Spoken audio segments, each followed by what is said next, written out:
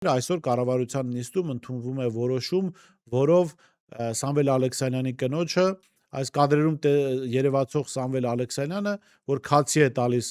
ձեզ փողոց դուրս եկած քաղաքացիներին, 109 միլիոն դրամի աջակցություն է ստանում։ Սրա համար էիք երևի 2018-ին աջակցում Նիկոլ Փաշինյանին, իսկ ավելի լավ կլիներ, որ 2018-ին հասարակությունը դեմ դուրս գալով գործող իշխանություններին հիշեր, որ ինչպես Սամվել Ալեքսանյանն էր ժամանակին ասում, որ Նիկոլ Փաշինյանը իրենց եղբայրն է,